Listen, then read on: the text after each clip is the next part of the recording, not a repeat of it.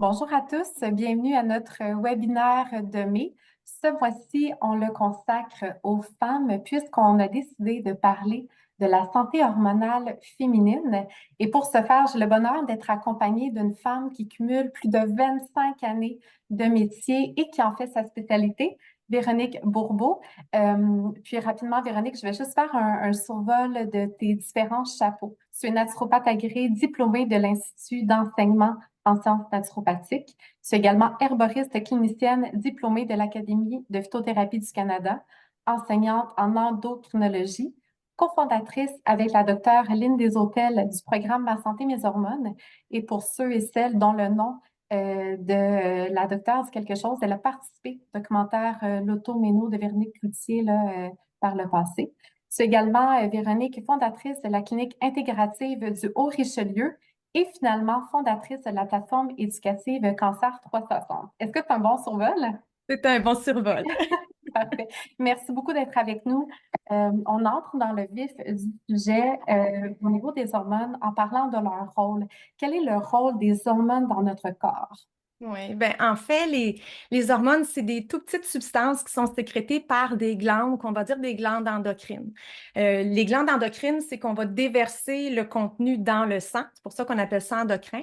Et la science qui étudie les hormones se nomme l'endocrinologie. Donc, c'est ce que j'enseigne, entre autres. Là, je suis professeure d'endocrinologie pour vous remettre en contexte. Il y a dans le système endocrinien, il y a des organes qui sont exclusivement dédiés à la création, la synthèse d'hormones, comme par exemple nos surrénales, nos ovaires, notre glande thyroïde. Et il y a aussi des organes qui sont non typiquement glandulaires, mais qui sécrètent quand même des hormones, mais ce n'est pas exclusif, comme plusieurs organes de notre tube digestif, dont le pancréas, l'intestin et l'estomac. Donc, nos hormones, ce sont, oui, des petites molécules, mais on voit bien que quand elles commencent à chuter, ça peut entraîner un raz-de-marée de symptômes. Donc, c'est pas, leur quantité, en fait, est intimement reliée à la santé globale. On dit que c'est des grands régulateurs multisystémiques parce que si on limite souvent, on a une lunette un peu myopique quand on parle des hormones, on se réfère souvent juste à la sphère reproductive, mais bien au-delà de la sphère reproductive, on retrouve des récepteurs d'hormones partout dans le corps. On en a au niveau des poumons, au niveau de la digestion, au niveau du système nerveux, au niveau du système cardiovasculaire. Donc, ça influence la santé là, sur différents systèmes. Mhm. Et ce sont en fait, nos hormones, c'est des petits messagers qui soutiennent l'activité de toutes les cellules du corps. Et les hormones, ce qui est important de savoir, c'est qu'on ne peut pas les dissocier. J'aime bien dire que c'est une communauté tissée serrée. Et si on prend par exemple nos 7 hormones, disons, principales, l'estrogène, progestérone, testostérone, DHEA, cortisol, thyroïde, insuline, ce sont en fait ces 7 hormones-là qui s'inter-influencent. Mais à ce jour, on connaît 76 hormones qui incluent aussi des neurohormones. Et donc, ce lot-là de médiateurs, ça influence la croissance, le métabolisme, les caractères, bien sûr, sexuels, les fonctions digestives, l'appétit, ça module l'humeur, les émotions avec les neurotransmetteurs, ça participe au système immunitaire et donc ça influence toutes les cellules humaines, mais aussi toutes les cellules du microbiote. C'est immense comme Ouais. potentiel d'action. Puis, mis à part justement leur rôle primordial dont tu viens de nommer, quels sont les principaux avantages d'une bonne santé hormonale? Hmm. Ben, en fait, la santé hormonale est indissociable de la santé globale, vice-versa, bien sûr, là. Comme les hormones, ce sont elles qui vont moduler le métabolisme. Le métabolisme, à la base, c'est ce qui me permet de transformer là, rapidement là, l'assiette en énergie. Et la cellule ne peut pas faire aucune fonction sans unité d'énergie. Et on ne peut pas créer d'énergie sans hormones, hein. Et c'est souvent le signe premier qu'on a un déséquilibre hormonal. On aura la chance d'en parler, mais c'est souvent une fatigue, hein. Bien sûr, c'est sûr que pour la reproduction, hein, dans le parcours de la fertilité, les hormones, disons, plus sexuelles ou ovariennes sont bien définies, mais il faut penser aussi à la santé mentale. Oui. Donc, si je veux avoir un équilibre au niveau de l'humeur, je veux atténuer des fluctuations, on va pouvoir parler d'un SPM, bien sûr, ben, c'est intimement lié donc, santé mentale, santé globale, santé hormonale. Il faut aussi mettre des lunettes de longévité quand on pense à nos hormones. Ce sont des outils de prévention pour avancer en âge. Euh, en gardant un bon potentiel santé avec une grande qualité de vie. Il y a un groupe d'experts qui s'appelle le North American Menopause Society qui ont établi des liens clairs entre une chute d'hormones et la hausse de certaines conditions de santé qui affectent en fait la qualité de vie là, plus on avance en âge. Il y a une hausse de dépôts graisseux au niveau de l'abdomen. Il va y avoir une Mhm. augmentation de résistance à l'insuline, une augmentation des risques de développer le diabète de type 2, une hausse du cholestérol sanguin, des atteintes à la santé artérielle, donc mise en place d'athérosclérose, de maladies cardiovasculaires, une perte osseuse aussi qui est accélérée. Nos os sont un tissu dépendant de notre stabilité hormonale, déclin cognitif accéléré. Il y a des relations très intimes entre l'estrogène et la condition d'Alzheimer ou de démence. Puis ça amène aussi un remaniement au niveau des tissus vaginaux, donc vaginite atrophique, inconfort, mais atteinte aussi des voies urinaires. Fait que la santé hormonale, c'est pas juste une affaire de reproduction, c'est un dossier très, très, très large, hein. Et Ouais. on a ce concept-là que les hormones, en fait, parce qu'on vieillit, nos hormones chutent, mais on est en train d'évaluer et que c'est peut-être le contraire, c'est peut-être parce que nos hormones chutent que le vieillissement prend de l'accélération, en fait. Fait que C'est c'est tellement intéressant de... intéressant. Oui, Puis de là, l'importance d'en prendre conscience, d'en prendre connaissance et d'agir dans le fond, dans le moment présent pour le long terme, comme tu disais. absolument. Tu as glissé un mot sur le dérèglement hormonal. Est-ce que tu pourrais nous définir ce que c'est concrètement? Oui.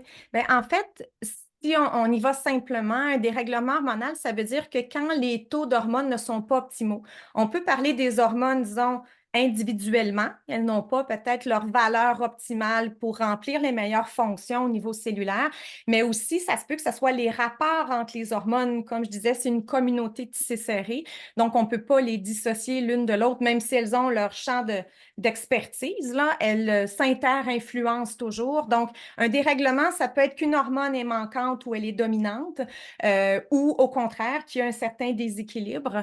Un dérèglement hormonal, où, tu sais, ça arrive aussi un peu à l'insu, dans le sens où il y a énormément de perturbateurs endocriniens aussi dans l'environnement. On n'en parle encore pas suffisamment, selon moi, mais qui vient bloquer l'entrée de nos hormones au niveau cellulaire. Et un dérèglement, c'est pas toujours quelque chose qui est facile à identifier dans une prise de sang non plus. Parce que notre expérience de notre santé, de notre état, ça dépend de ce qui se passe dans nos cellules et pas dans notre sang. Fait que des fois, il peut y avoir aussi une certaine résistance aux hormones à pouvoir rentrer dans les cellules. Donc, un dérèglement hormonal, c'est ça. C'est quand tu manques d'hormones ou tu en as trop ou qui sont désorganisées ensemble. Là, les hormones, c'est comme une toile d'araignée. C'est une architecture qui est très précise et quand tu tires sur un fil ou quand tu désorganises une hormone, ben tu affectes l'équilibre global, hein. Il y a beaucoup Puis de tantôt, tentatives. Oui, vas-y, Virginie. pardon, tantôt, tu parlais de perturbateurs endocriniens qui peuvent affecter justement nos hormones. Est-ce que tu as des exemples précis à nous donner, ou du moins ceux auxquels on doit porter attention? Oui, ben en fait, le plus évident, ça fait partie de la famille des plastifiants, donc tous les plastiques. Et c'est un peu un constat important de réaliser qu'on est exposé à des doses de microplastiques à tous les jours. Là, on en ingère, on en respire, ça se dépose sur notre peau, on a ça dans l'air, on a ça dans l'eau maintenant. Et c'est une question d'accumulation. Et un perturbateur endocrinien, c'est une molécule qui va interférer avec toutes les étapes que l'hormone a besoin pour faire son travail, autant au niveau de sa synthèse que de son transport, que de sa fixation sur un récepteur ou de son message dans la cellule. Donc, les plastiques sont, disons, un bon élément auquel on peut quand même essayer de contrôler Mhm. au niveau de nos consommations, par exemple. Puis, comment est-ce qu'on fait pour savoir, tu sais, du moins avant de se rendre jusqu'à un symptôme qui est très intense et qui nous déclenche une réflexion que ça ne va pas, comment est-ce qu'on peut savoir si on a un dérèglement hormonal? Oui. Ben, en fait, il y a à tous les âges, on peut vivre un dérèglement hormonal. Il y a des périodes, disons, un petit peu plus à risque de complications. Si on pense encore à nos perturbateurs endocriniens, dans la vie intra-utérine, c'est un moment de grande fragilité dans la petite enfance, dans l'adolescence et au niveau de la grossesse. Mais je te dirais en fait que toutes les femmes Quand on arrive à la mi-trentaine, souvent les femmes vont dire, ah, je commence à sentir un SPM qui est un petit peu plus important, plus intense, je suis un petit peu plus à pic, puis on peut se l'expliquer de plein de façons, hein. Bon, des fois, on a les enfants, on a la carrière, on est dans un tourbillon Mhm. de stress, mais à partir de 35 ans, de façon physiologique, une femme ne va pas avoir d'ovulation à tous les mois. Elle va avoir majoritairement une ovulation là, tu sais, dans la majeure partie de ses cycles, mais elle commence à avoir des petits cycles anovulatoires qui vont augmenter, hein, dans la quarantaine, à la fin quarantaine, pour finalement amener une baisse d'hormones qui va se traduire par une absence de règles. Mais à chaque fois que je saute un pas ovulatoire, ben, je n'ai pas de progestérone et à ce moment-là, je suis automatiquement en dérèglement hormonal par Mhm. rapport à mon estrogène. Donc, il n'y a personne qui est à l'abri comme tel, puis il y a un continuum normal de chute en hormones progressives là, à partir de 35 ans. Et c'est ce qui fait que souvent, on va parler en préménopause, puis on a l'impression en 35 ans que ça ne nous concerne pas du tout, hein, puis qu'on est Mhm. éternel, puis que ça, que c'est une affaire, là, j'aurai le temps de penser à ça. Mais c'est quelque chose qui se prépare. Ça se prépare une préménopause, puis je vous l'expliquerai un petit peu plus tard.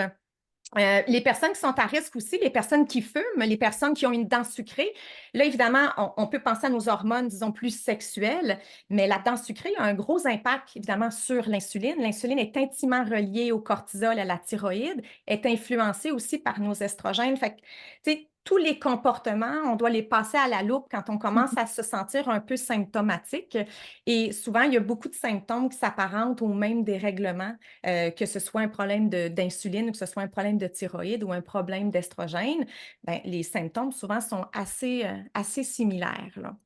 Puis, j'aimerais justement les survoler avec toi pour qu'on puisse en être conscient et Ouais. s'auto-analyser aussi au besoin. Donc, quels sont les symptômes principaux d'un dysfonctionnement hormonal? Oui. Ben, en fait, ça va dépendre aussi de chacune des hormones.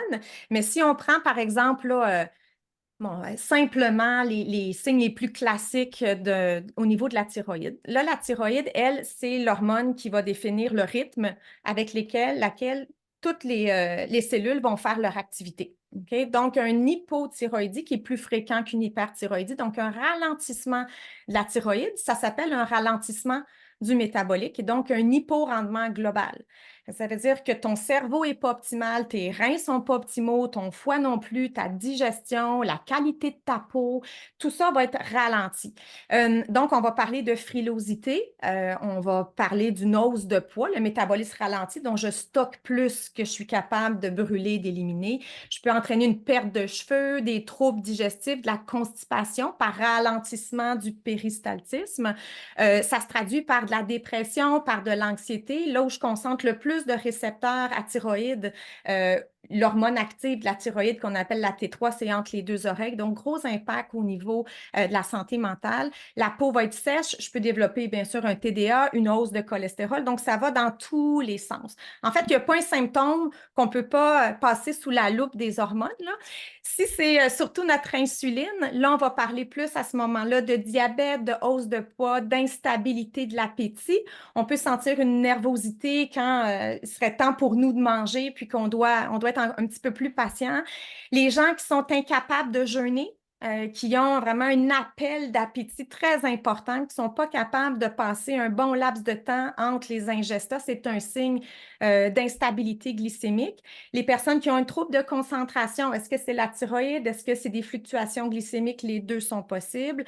Il va y avoir aussi une énergie en dents de scie. Quand je mange, je me sens bien. Puis, quand 2 heures après mon repas, je vais être beaucoup plus fatiguée. Il y a le fameux coup de barre en après-midi, là, à 2, 3 heures, là. C'est souvent un signe d'hypoglycémie réactionnelle. Si on pense plus à nos hormones comme la testostérone, on la relie beaucoup aux hommes, mais elle est essentielle. Sa contribution est essentielle à la santé de la femme. Dans ce cas-ci, bon, quand on n'en a pas assez, il y a une baisse de libido, il y a une perte de masse musculaire, de force musculaire. Habituellement, ça, c'est quelque chose qu'on va expérimenter à la fin quarantaine, début cinquantaine. Et dans les années de fertilité, il y a plusieurs femmes qui vont être plutôt hyperandrogynes, donc elles vont avoir plus de testostérone. Et là, à ce moment-là, ça peut se traduire par de l'hirsutisme, donc des poils indésirables ou une perte, le toupette recule, une perte de cheveux. La peau devient plus grasse, donc de l'acné. On peut avoir un tempérament un peu plus à pic aussi. Il ne faut pas oublier nos hormones de stress, celles qui nous permettent de faire face aux changements, dont le cortisol.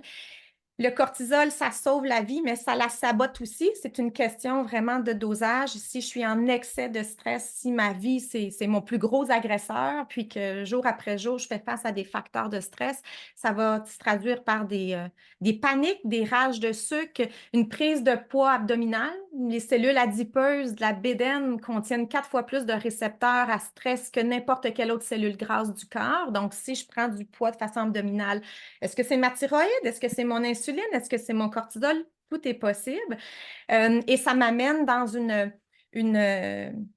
zone un peu d'inconfort où je suis très à pic, mais je suis profondément fatiguée. Quand je suis exposée à beaucoup de cortisol, on dit qu'on est fatigué, mais à cran.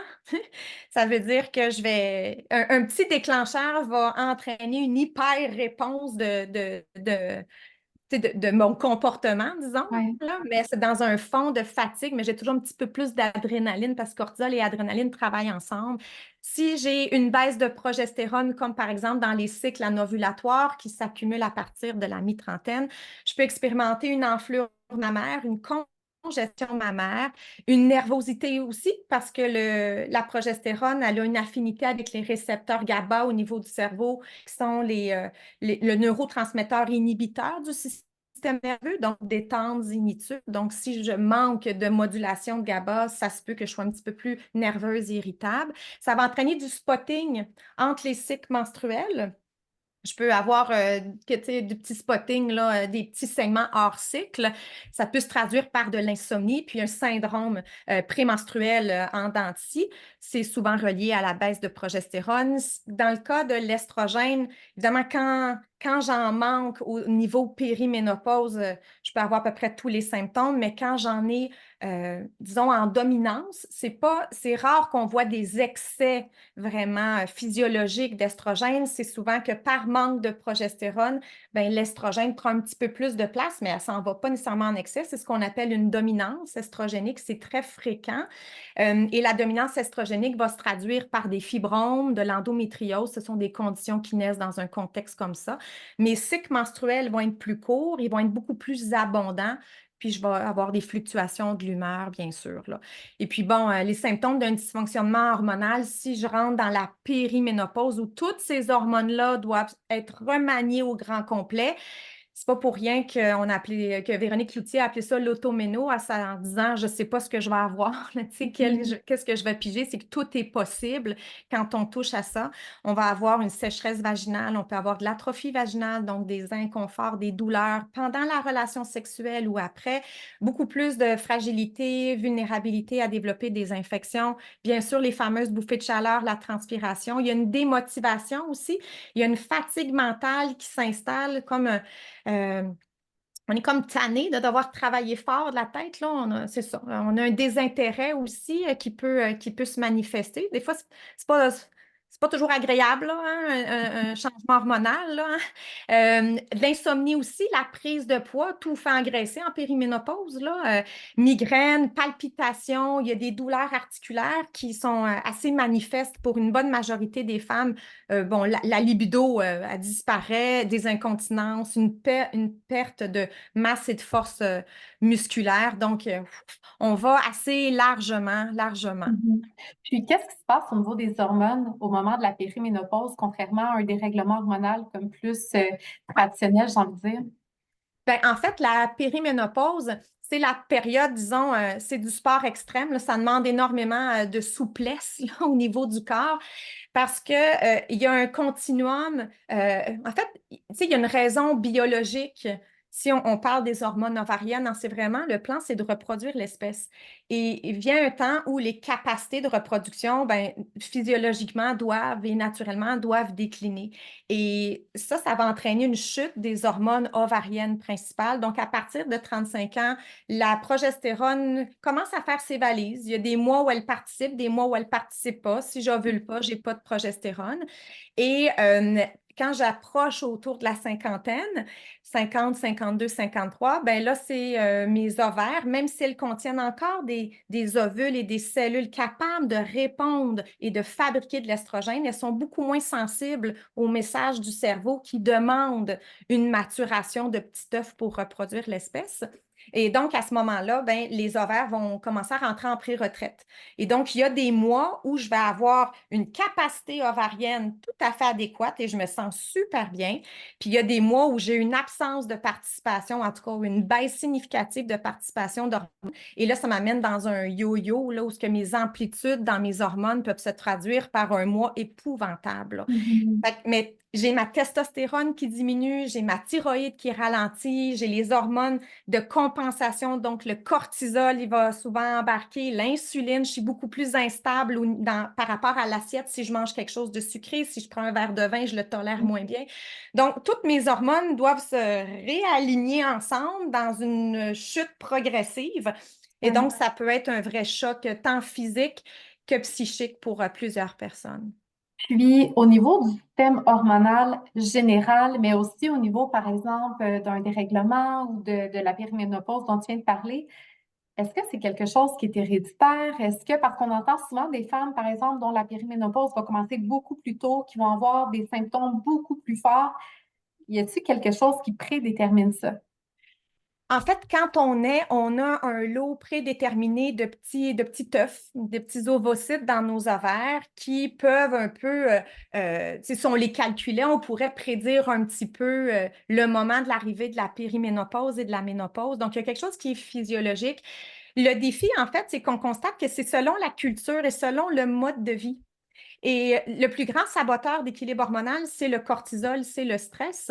Et on a Mm. remarqué, par exemple, que dans certaines communautés en Afrique qui ont une alimentation traditionnelle, qui ont un clan social bien soudé, que, bon, tu sais, il y a une valeur, là, les valeurs sont très saines et qui ne sont pas Mm. exposées de façon chronique au stress, ben, les femmes ont leur arrivée de ménopause là, autour de la soixantaine, là. Hein? Puis ici, on a des femmes qui vivent une insuffisance ovarienne à partir de la quarantaine.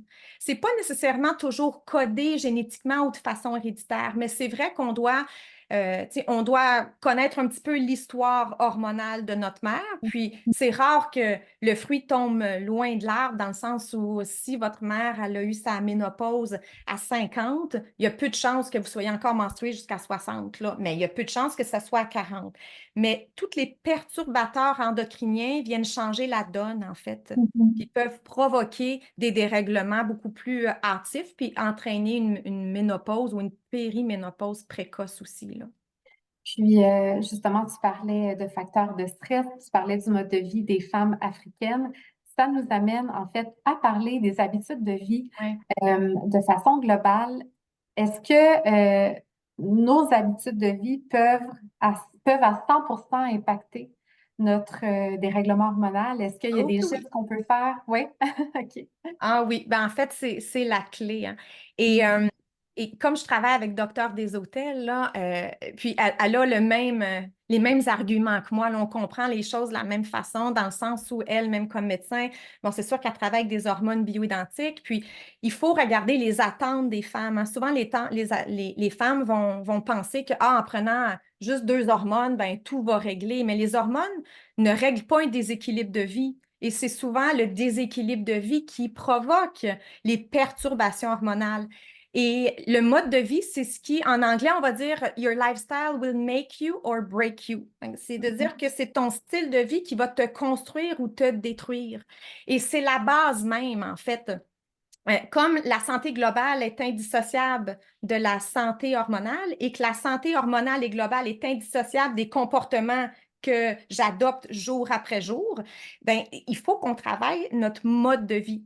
Puis dans le mode de vie, tu sais, la gestion de stress, c'est capital. Il faut dormir. Si on ne dort pas, ça déconstruit tout le reste, là.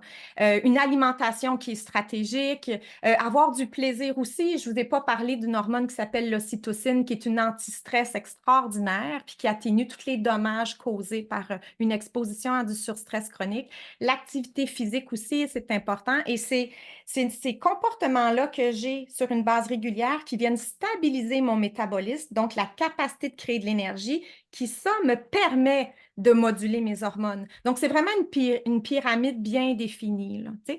Et il y a une illusion, Virginie, que j'entends souvent.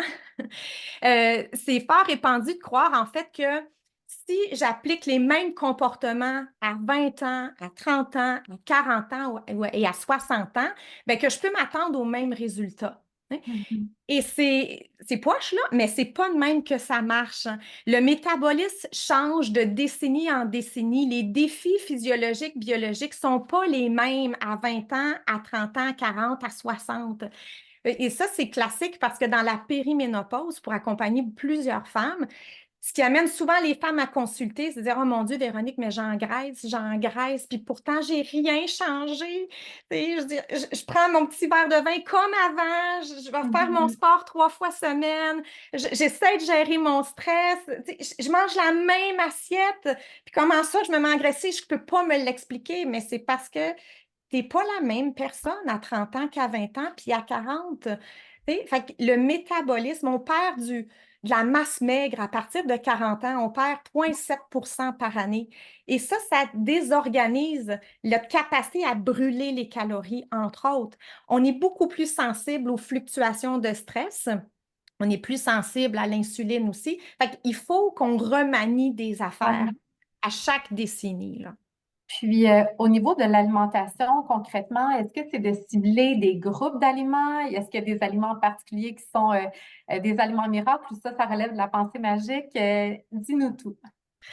Ouais, ben je pourrais pas tout dire là, on va manquer de temps, mais en fait, l'alimentation à la base, elle doit être stratégique et elle doit être adaptée parce qu'il y a pas, tu sais, on est tous inégales, les femmes face à l'assiette. Oui. OK? Euh, Fait que le comportement alimentaire doit être bien sûr individualisé, mais de base, là, si on mettait là, tu sais, un petit primer de fond, là, on se dirait qu'on va faire attention à tout ce qui induit des fluctuations de glycémie. Parce que moindrement que j'ai une dent sucrée ou que je répartis mal mes glucides dans une journée, à chaque fois que je fais intervenir de l'insuline, je fais intervenir des cellules adipeuses. Ça, c'est la première chose. Et la cellule adipeuse, elle a la capacité de fabriquer de l'estrogène. Le stress va faire augmenter les cellules adipeuses. C'est ça, le cortisol va faire augmenter les cellules adipeuses. Puis bon, je vais me retourner dans un yo-yo réactionnel, Mhm. là. Fait qu'il faut avoir une alimentation, pas qui est zéro glucide, là. La thyroïde a besoin aussi d'avoir des glucides pour s'activer. Fait qu'on a besoin d'avoir une alimentation, selon moi, la plus logique, ce serait faible en glucides, mais bien positionner les glucides. Et des Je vais glucides de favoriser. qualité aussi, là. Mhm. Pardon? Des glucides de qualité. Ah, ben ça, c'est clair. Ah, ben oui, sinon on n'en Mhm. parle même pas, là. Oui. Ouais. Oui, il faut avoir une qualité, il faut avoir une quantité aussi qui Mhm. soutienne le métabolisme. Euh, Là, après ça, ça dépend de chacune des hormones.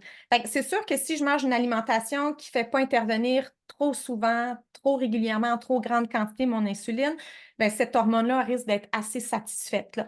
Après ça, il faut voir, j'ai des cofacteurs pour chacune de mes hormones. La thyroïde, elle n'a pas besoin des mêmes cofacteurs, par exemple, que mon estrogène ou que ma progestérone ou ma testostérone. Fait que c'est toujours bien de consulter quelqu'un là, qui est dûment formé pour monter une assiette stratégique. Si on pense périménopause et qu'on cible un petit peu plus disons, nos estrogènes, ben, à ce moment-là, on a nos fameux isoflavones de soya qui sont quand même bien étudiés. On en a eu peur pendant 60 ans là, à cause du cancer du sein et tout ça. Maintenant, bon, ça a été démenti. C'est correct, c'est formel en fait que plus on s'expose à des isoflavones de soya, meilleur pronostic on a si tout jamais on développe un cancer.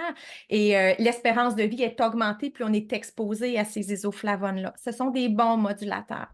Le Soda, en défi, termes d'aliments, c'est quoi, par exemple? le soya. OK, OK, tout simplement. Oui, le OK. soya.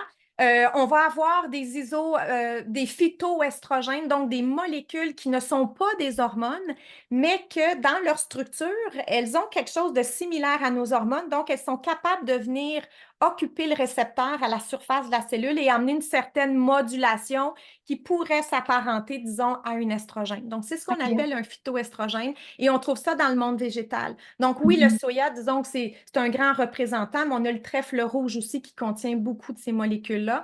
Le trèfle rouge, c'est une légumineuse. L'ensemble des légumineuses vont apporter aussi d'autres types de phytoestrogènes qu'on appelle des coumestants. Donc, vous avez la fève mangue germée, la fameuse fève germée du chop suey, là. Mhm. Il y a ça qui peut être une option. On a la graine de lin, c'est une autre catégorie qu'on appelle des lignanes.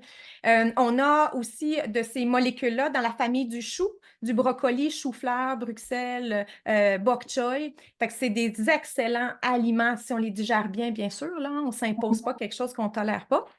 Mais si on est capable de les introduire d'une façon régulière, ça permet de moduler en fait les récepteurs pour les hormones estrogéniques, puis ça permet de bien les manipuler, nos estrogènes, de bien les éliminer pour pas que ça Mhm. refoule, puis que ça compacte les seins ou les ovaires ou que ça amène des fluctuations d'humeur. Fait que puis il faut des protéines, il faut, bon, il faut Mhm. avoir une alimentation, disons, diversifiée. Et puis, il faut se mouvoir aussi, hein. Avoir une bonne alimentation puis rester sédentaire, ben ça limite. Exactement, on n'est pas plus gagnant. Puis, tu parlais tantôt de faire attention aux excès de sucre, aux excès de glucides. Est-ce qu'il y en a d'autres qu'on devrait savoir? Ben, c'est sûr que si vous êtes fumeuse, je veux dire, c'est pas parce qu'on le dit que nécessairement on est capable d'arrêter, mais c'est vraiment, ça peut être le chemin du combattant, mais ça vaut vraiment la peine pour une santé globale, une santé hormonale, une qualité des tissus aussi, puis des membranes des cellules, de tendre vers autant que possible une cessation. On va faire attention aussi, bon, on parlait de perturbateurs endocriniens, hein, donc c'est bien de manger une bonne alimentation, mais il ne faut pas qu'elle soit surenveloppée de plastique non plus, là. Il y a les modes de cuisson aussi qui peuvent avoir un impact sur les structures de protéines. Puis, ben, tout ce il y a aussi l'état dans lequel je consomme mon assiette qui est important. Le facteur stress se Mhm. mêle un Ouais. petit peu partout, là. Fait qu'il y a une question aussi d'état global.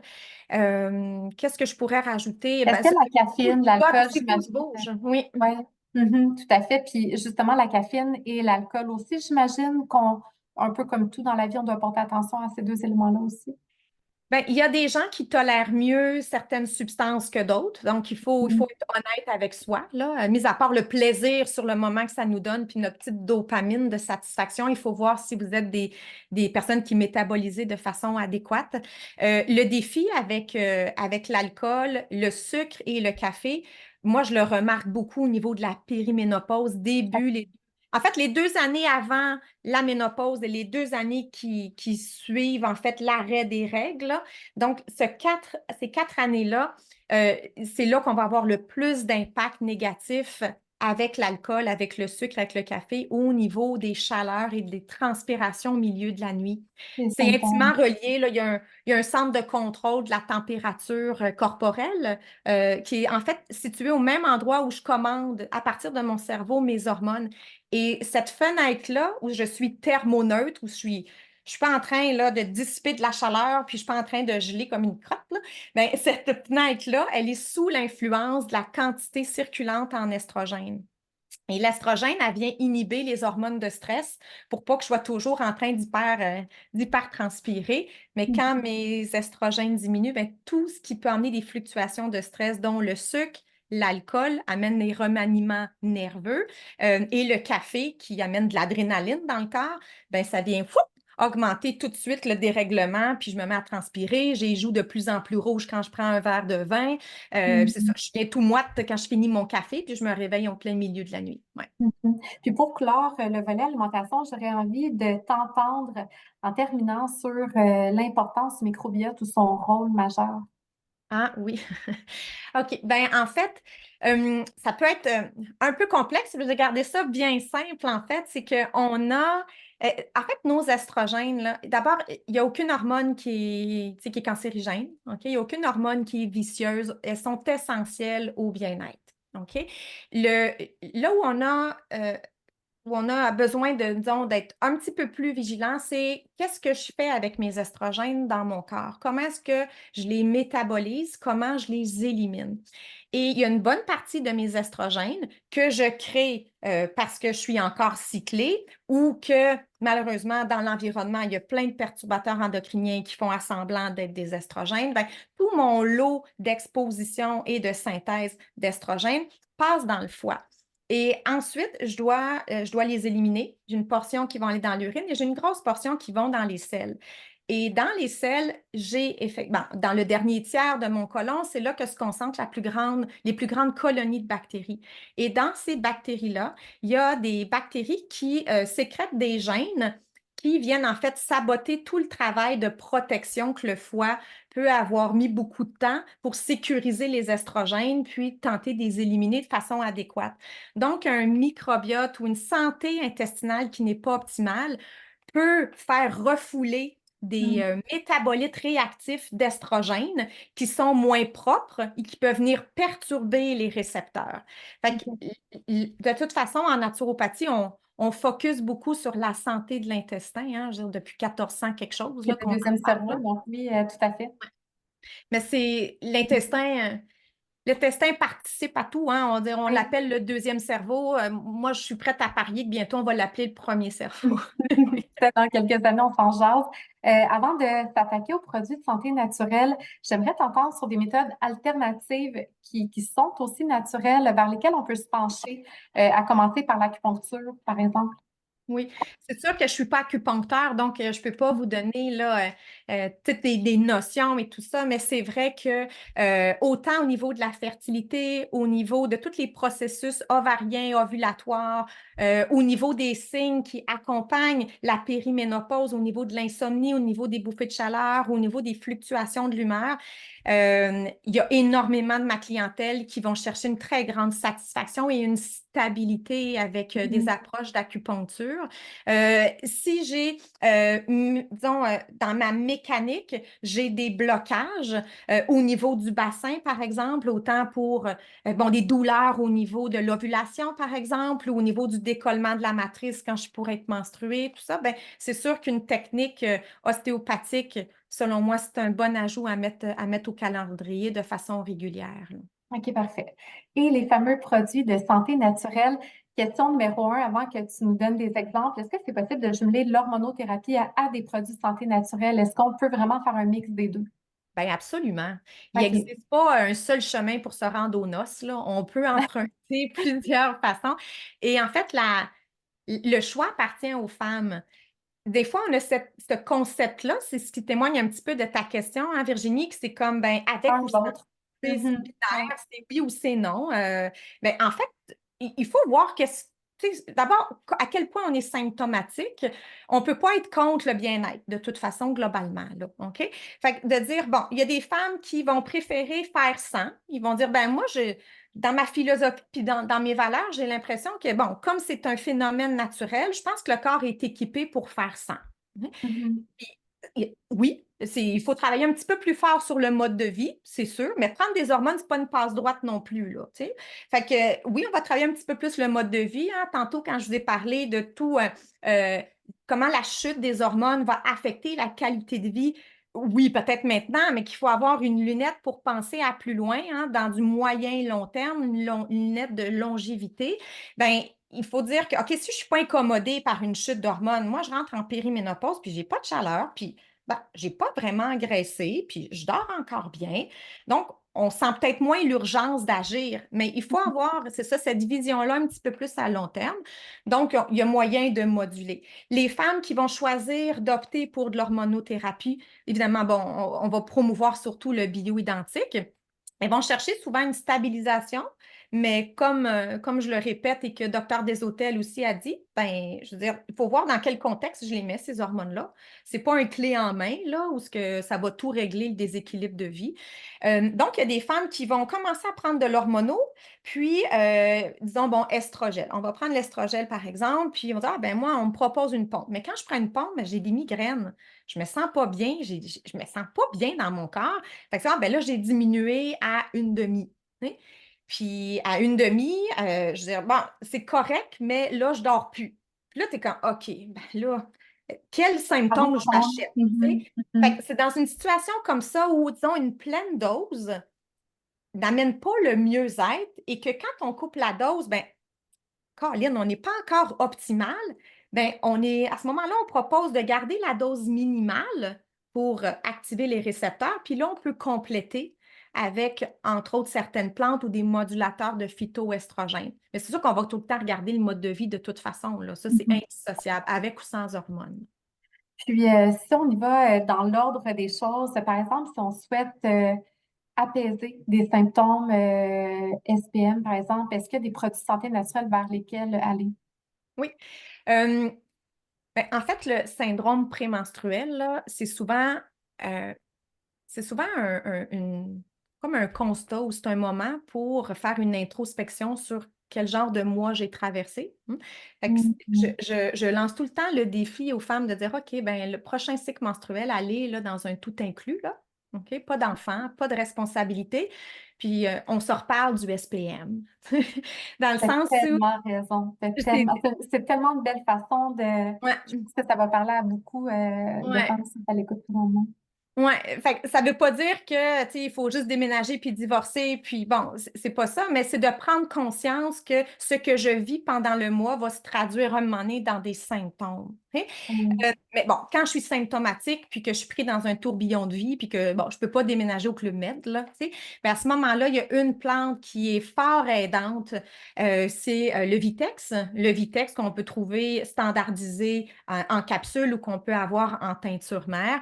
C'est Mhm. une plante qui a été bien étudiée dans le syndrome prémenstruel, mais aussi dans le trouble dysphorique prémenstruel, qui est un trouble qui peut affecter, il y a des statistiques qui disent 5 on est plus de l'ordre du 15 c'est plus fréquent qu'on pense. C'est un SPM fois 1000, là, où c'est que OK. la femme, elle est complètement dysfonctionnelle, là, et puis ça peut couvrir ça 3 semaines par mois où elle ne sort pas du lit, elle a la difficulté à remplir ses engagements au niveau familial. Je veux dire, la qualité de vie est complètement décousue, là. Il peut y avoir Mhm. des idées suicidaires. Fait que ça, c'est peu de femmes. Hein, mais il y en a qui vont avoir un trouble dysphorique qui n'est pas juste 2 jours avant d'être menstruée, je suis irritable, mais que ça peut prendre une bonne semaine, une semaine et demie. Prouve pas les 3 semaines. Et ça a été étudié en fait avec des antidépresseurs et le Vitex. On a des études comparatives. Dans toute honnêteté, l'antidépresseur est plus rapide pour stabiliser, mais en fait, le Vitex rivalise parce que même s'il est moins rapide, c'est qu'il n'entraîne pas d'effets secondaires, entre autres sur la libido, hein, ce que l'antidépresseur va faire. Mhm. Fait que, tu sais, c'est de regarder, c'est selon. Hein. Moi, j'étais dans une approche très intégrative là, au niveau de la clinique, donc je vais toujours considérer toutes les possibilités. Fait que si quelqu'un a besoin d'aller chercher plutôt un antidépresseur, moi, j'aime bien dire que c'est des modulateurs de neurotransmetteurs, là. J'aime mieux penser comme ça, là. Les gens souvent sont un peu gênés des fois de prendre des Ouais, antidépresseurs. Il y a une connotation tu sais, négative. Non, ouais. c'est un modulateur de neurotransmetteurs. Ça a sa Mhm. place comme toute chose. Fait que dans le SPM, le Vitex, au niveau des études, ben, c'est vraiment quelque chose qui vaut la peine d'essayer. Ça, OK, c'est parfait. ouais. Puis aussi au niveau du SPM, si j'ai les seins hyper gonflés, j'ai les seins compacts, là, j'ai de l'enflure, le Vitex est reconnu pour inhiber la prolactine, une hormone qui est importante dans la compaction des glandes mammaires, là. OK, parfait. Puis au niveau de la périménopause, as-tu Mm. des produits à nous suggérer? J'en ai plein. Ah, J'en ai plein, mais c'est ça, ça va dépendre des symptômes parce que ça peut aller dans tous les sens, là, mais si on parle, tu sais, bon, périménopause, bouffée de chaleur, là, ça, je veux dire, on tourne pas autour du pot dans le sens que c'est un signe clair que je vis une chute en hormones. Ben, en fait, j'ai 2 façons de moduler les bouffées qu'on appelle vasomotrices, soit que je passe par les phytoestrogènes, donc on a parlé des isoflavones de soya, entre autres.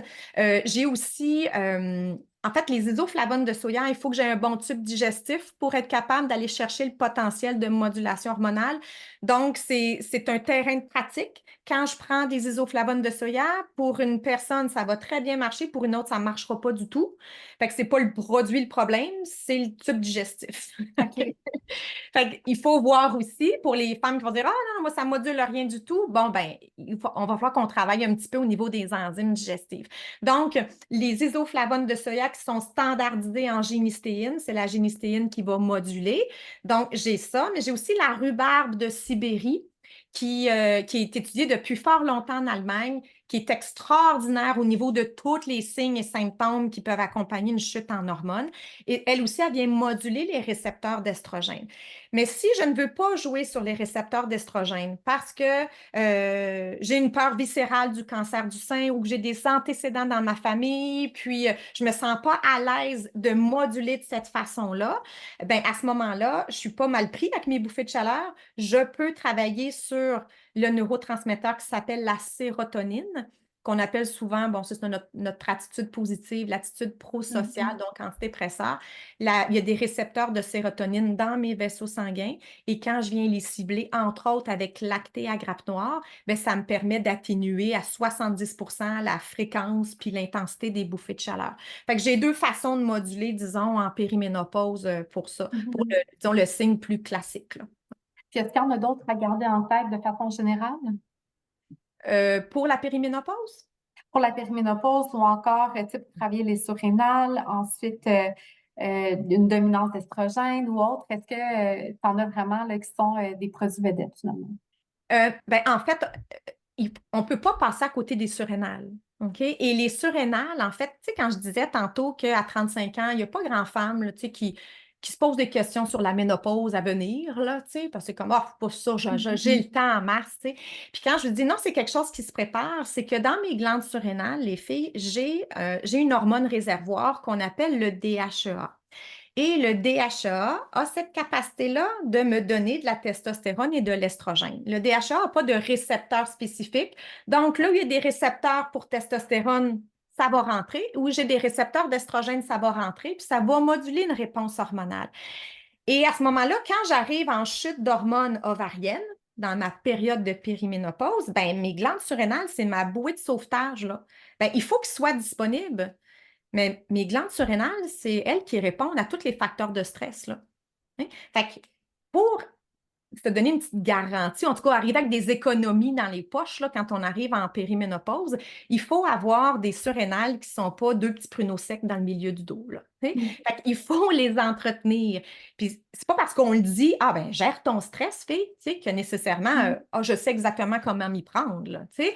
Fait qu'il faut beaucoup miser sur la disponibilité des glandes surrénales pour avoir une transition adoucie. Essayer de passer une préménopause entre le mur et la peinture, ça demande des surrénales. Donc là, à ce moment-là, la vitamine C est extraordinaire. Les glandes surrénales, souvent, on pense moins vitamine C. Vitamine C, on est plus système immunitaire, rhume, grippe, là. Non, la vitamine C, elle est indissociable de toutes les hormones qu'on va dire stéroïdiennes. C'est celles qui dérivent du cholestérol, comme le DHA, la testostérone, l'estrogène, la progestérone, même l'aldostérone pour la pression. Toutes les hormones stéroïdiennes requièrent de la vitamine C pour être synthétisées et mes glandes surrénales sont une réserve de vitamine C. Je ne peux pas passer à côté des plantes adaptogènes en phytothérapie et en herboristerie. Une plante adaptogène, c'est ce qui va aider le corps à s'adapter aux changements. Et un changement, c'est un changement hormonal, une mauvaise nuit de sommeil, une indigestion. Ah, j'ai pas assez bu aujourd'hui. Ah, je vis un stress. Ça demande toujours au corps à s'adapter à l'environnement qui change tout le temps. Donc, les plantes adaptogènes viennent donner un petit coup de pouce à la réponse surrénalienne. Là, je vais penser au rhodiola, l'ashwagandha, ginseng américain, ginseng sibérien, le schisandra aussi. Puis, dans mes glandes surrénales, oui, j'ai du cortisol, mais j'ai aussi une extension du système nerveux où ce que je fais de l'adrénaline et de la noradrénaline. Donc, pour calmer un système surrénal, il faut que je calme un système nerveux. Et là, je vais penser à ce moment-là à des plantes calmantes. Je vais penser peut-être à la camomille, à la mélisse, à l'agripaume cardiaque, à de l'aubépine, à de la catère, à de la scutellare, à de la valériane, peu importe, là, ou de l'avoine. Il faut que je pense à mon système nerveux, donc les vitamines du groupe B, le magnésium. Il faut que je chouchoune mes surrénales, là. Ça, c'est une Exactement. garantie, là. Ouais. Ça ressemble vraiment à ce dont tu nous parlais au niveau des habitudes de vie. Puis après, ben, c'est vraiment de cibler quel est notre problème aussi ou notre besoin à combler dans le moment, que ce soit justement le stress, le sommeil et tout. Et là, il existe vraiment une panoplie de produits de santé naturelle vers lesquels aller. Puis là, c'est vraiment de voir avec votre médecin et aussi un conseiller en produits de santé naturelle pour vous aider, naturopathe, etc. Oui. Avant de passer à la période de questions, parce qu'il y en a plusieurs qui nous ont été posées là, au cours des dernières semaines, j'ai envie que tu nous glisses un mot sur ta plateforme virtuelle.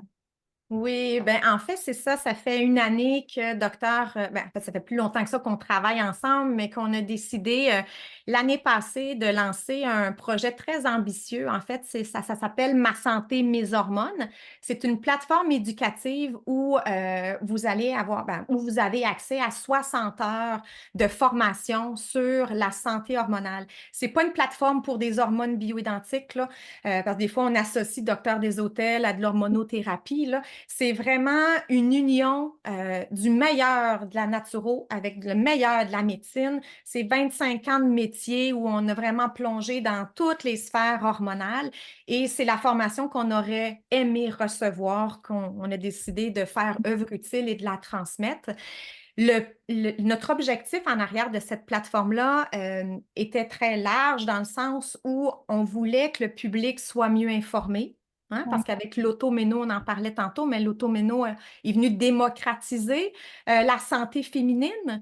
Fait que les femmes sont comme plus au parfum et si c'était hormonal, ce que je vis, donc j'ai besoin d'avoir un professionnel de la santé qui est à l'écoute, mais le défi, c'est que depuis l'automéno, on n'a pas de professionnels de la santé qui sont mieux formés pour autant. C'est un champ d'expertise qui n'est pas enseigné, la santé féminine hormonale.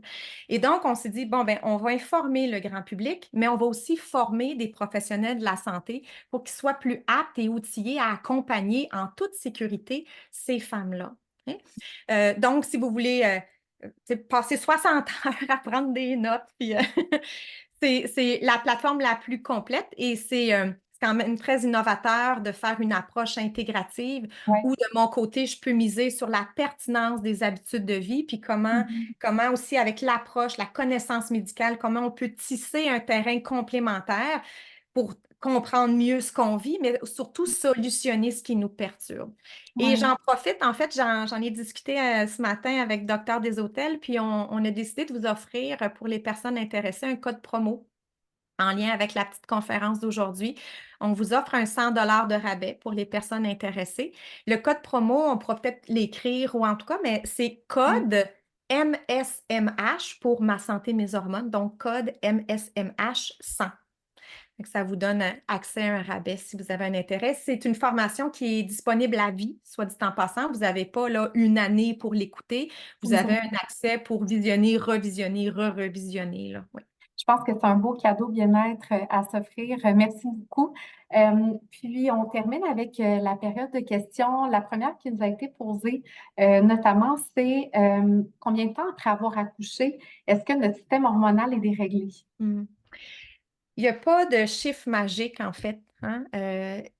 C'est que si on est en période d'allaitement, déjà, l'allaitement est sous la gouverne d'une hormone qu'on appelle la prolactine. Donc, la prolactine favorise la maturité des glandes mammaires, puis la production du lait maternel, et la prolactine, elle sabote toutes les autres hormones.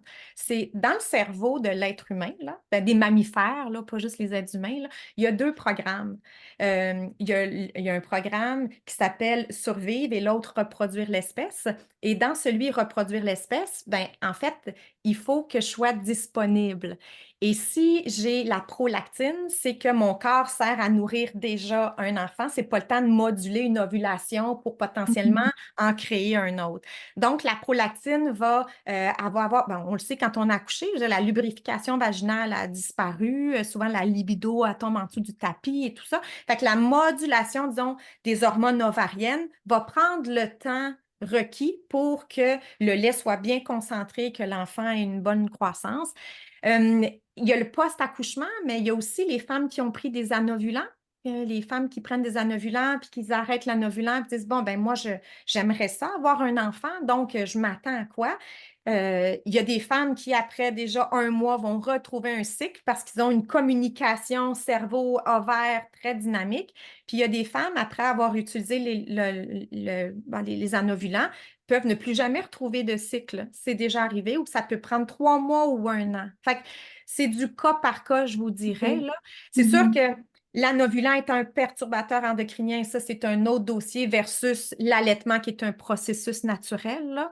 Mais c'est ça, puis ça dépend de l'âge aussi, hein? On Ouais. accouche à quel âge? Et puis, ouais, c'est ça. Puis, tantôt, on a parlé beaucoup de dérèglement hormonal. Est-ce qu'il y a une façon de le savoir avant même de ressentir des symptômes ou du moins de faire un petit suivi de notre système? Oui. Ben, en partant, si j'ai 35 ans et plus, je suis pas toujours en dérèglement hormonal, mais il y a des mois où là, je vais être un petit peu plus symptomatique. Donc, ça, c'est un continuum biologique normal. Là, j'ai pas les mêmes capacités de reproduire l'espèce là, que quand j'avais 18 ans. Hein. Fait que ça, c'est quelque chose qui est physiologique. Si moindrement, je vis dans un tourbillon de stress, si mon mode de vie donne des ulcères à toutes mes amies, Mhm. si vraiment, là, je suis toujours en mode panique, là, où je suis toujours débordée, c'est sûr que je suis en débalancement hormonal. Si, comme tantôt, je disais, je suis incapable de jeûner, par exemple, Ouais. j'aime bien l'idée, là, on en parle beaucoup, ah, le jeûne intermittent. Les personnes disent, moi, je suis incapable de Mhm. faire ça, je me sens pas bien. C'est un signe qu'il y a une instabilité glycémique. C'est parce qu'il faut garder les hormones plus largement que, ah, je suis beaucoup menstruée, j'ai mal au ventre, j'ai mal au Ouais. sein. Puis, C'est il n'y a pas tellement de... multisystémique. Ouais. Je comprends. Puis, est-ce qu'il y a des examens médicaux qu'on pourrait passer, par exemple, une fois par année ou du moins quand on se sent un petit peu déréglé, est-ce que c'est tout de suite un rendez-vous chez le médecin? Qu'est-ce que tu nous conseilles?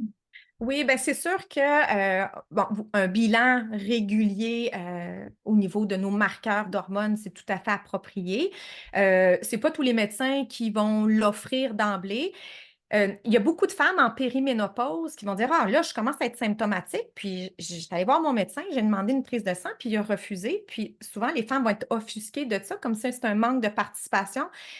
Je suis pas d'accord, dans le sens où en périménopause, les filles, là, les mois là, ne se ressemblent pas. OK? Mhm. Ça Fait que fluctue. si Virginie, tu dis, ah ben moi, j'ai demandé un bilan sanguin, puis le médecin a accepté, ben on peut même pas se fier, Au tu sais, au résultat. Mhm. résultat parce que le mois d'après, ça va être différent.